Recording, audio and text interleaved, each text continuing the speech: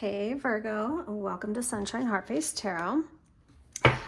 Tonight we're going to, well, it's tonight for me right now. I don't know what time it is for you guys when you're watching this, but I've been doing this spread using this new deck that I got. It's called the Wild Unknown, and there's just a 3-card spread in there. Well, it's 3 of these cards, and there's 1 card to represent your root chakra, 1 to represent your heart, and 1 to represent your crown.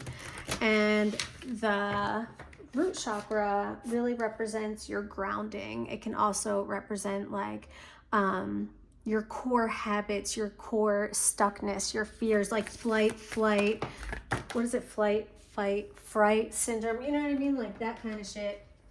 All right, and you got the prayer that came out for your root chakra. So let's go ahead, and then the heart chakra will represent like a longing, a deep longing or calling within your soul. And then your crown chakra is what tethers you to spirit. So let's look up the prayer. This is what, card number 65. Oh, look, I just opened up right to it. That's cool. All right, so it's the worship, the reverence, the homage rather. What is prayer? When we are in a state of prayer, when are we in a state of prayer, and when are we not? To whom or what do we pray? Archetypally, the practice of prayer has been with us since the dawn of time as a remedy for the omnipresent self-centered thinking that spins us toward illusion. Prayer leads us beyond our ego as we move from our little story to the big one. Some say we are in a state of prayer anytime we are not the center of our own thoughts.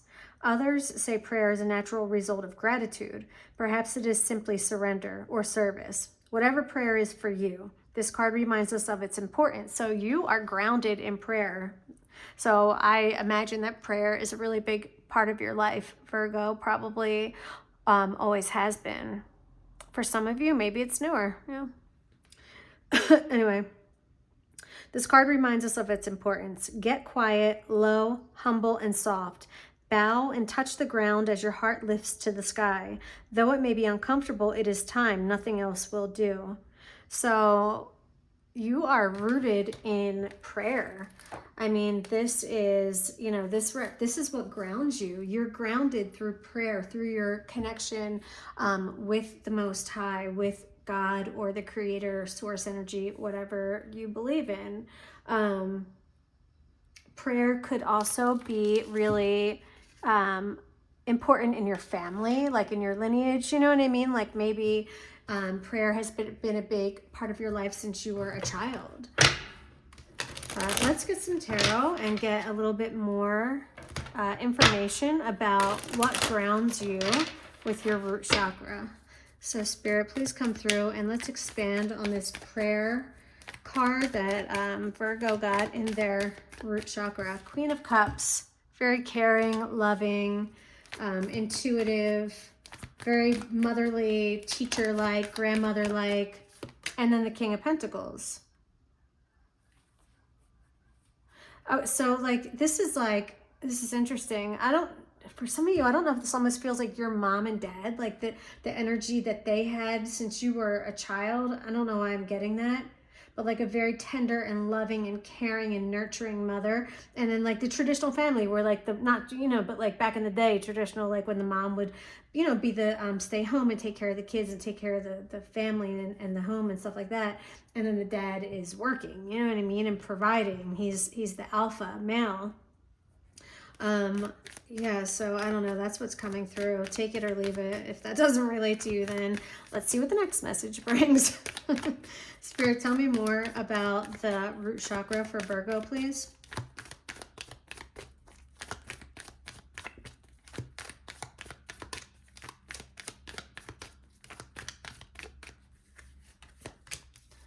Oh, we've got the Emperor and the Queen of Swords. Look at why all these court cards and a major arcana. So I don't know who all these people are or if they're just energies. But the Emperor is another very solid, like this, the Emperor is all 4 kings in one. So look at that. Yeah, it's I don't know. It's like a very well-balanced nucleus is the word I want to use. I don't know why. This Emperor is a father. He's another father. It could be Aries, and the Queen of Swords is very logical. She makes good decisions and she doesn't second guess herself. So she's very, like, she knows what she needs to do and she's not afraid to do it. She's not afraid to cut you off. Her cutoff game is strong, and she's the widow of the tarot. She's looking forward though. It's like she's looking forward. The Emperor's looking in the present. King of Pentacles. Two of them are facing present and two of them are forward looking. There's no looking back. There's no going back, or there's no need to look back. Okay. Yeah. All right, let's get your heart chakra. Let's see what we get for that. Show me the heart chakra for Virgo, please, Spirit. These cards are like kind of hard to, like, kind of meaning like really hard for me to shuffle because my hands are like so tiny. Okay. We've got the thread. Card number, is this 70? That's 70. Jeez, you're getting these like high number cards. Okay, so the thread. Let's see what that is all about. And again, your heart chakra, this can tell you a deep longing, calling, or conflict that is at the center of all centers within the psyche. And sometimes it says we need to spend a little time there, just, you know, acknowledging or working on that energy in order to either transmute it or move it forward. Okay, the thread, the path, the vein, the circuit. All right.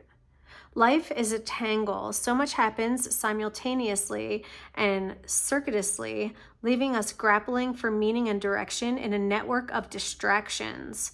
When we connect to the energy of the thread, however, we strike the deepest vein in the body. Oh, this is your tether. Interesting, because that's what we're about to talk about when we get into the crown chakra. Okay, anyway. Okay, our whole being, our whole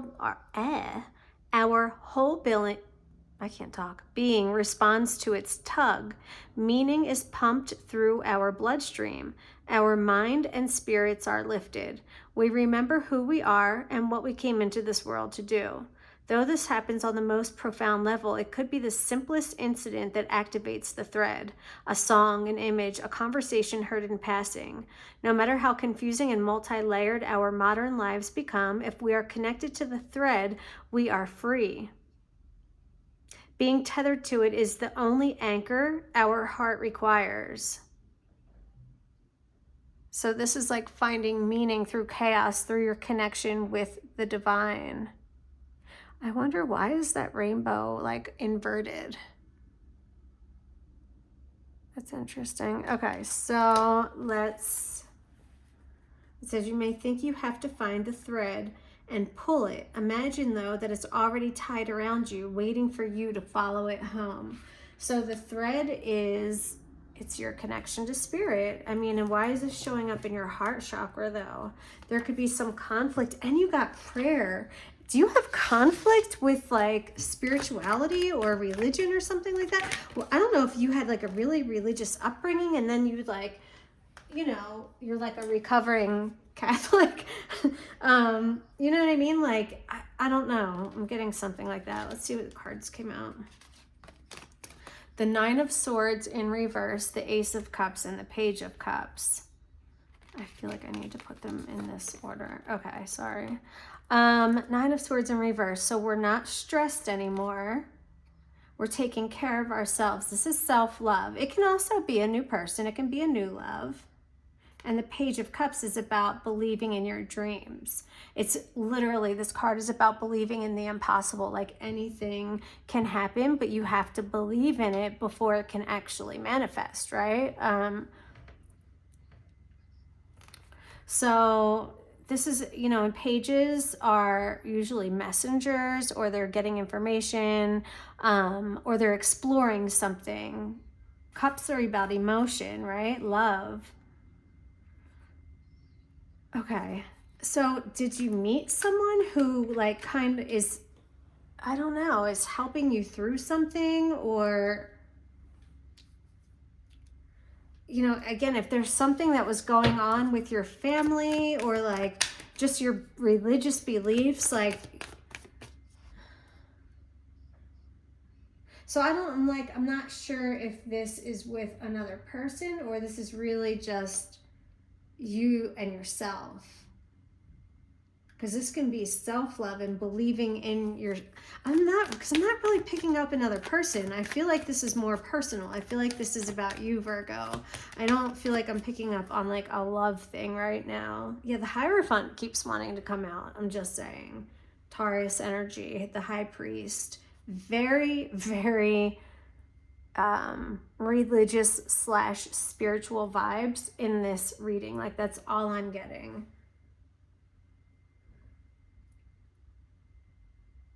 I don't know if you thought like, man, like, I don't know if you left your church. Like, you know, some people are Mormon and then they like leave the Mormon church or like, you know, the LDS. Like, it could be even something like that where you broke free of something and Spirit is saying like they've got, like they're here with you.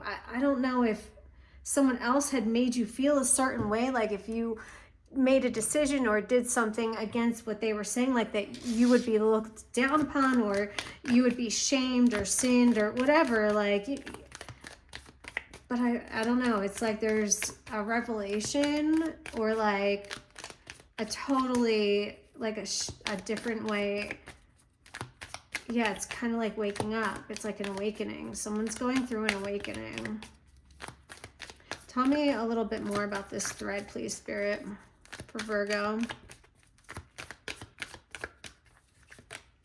The Ten of Cups. So you have happiness, right? Or this is what you want, or this is what you're going to get so long as you stay connected to the Most High. You know what I mean? Like, you know, the Ten of Cups is, it's soul fulfillment. I gotta move these over a little bit, so I'm gonna put that last card up there. So, I was just hearing like a soul contract, and it's part of your soul contract to have this fulfilled. This happiness, this Ten of Cups is part of your soul contract. This Ace of Cups is going, whatever this newness is in this Ace of Cups, and, you know, I feel like it's a love for yourself, but I don't know what it is, but it is going to eventually lead to a partnership and a fulfilling life with someone else too. I don't feel that that's in the immediate future, but I do feel like it is in the future. You just have to believe it. Yeah, this is all like, I feel like you have the ability to either let this into your life. Not that I feel, I know. You have the ability to either let this energy in or to block it. And so that's really all it is right now. All right, let's get your last card, your crown chakra. Spirit, please come through for Virgo. Show me which card represents their crown chakra right now.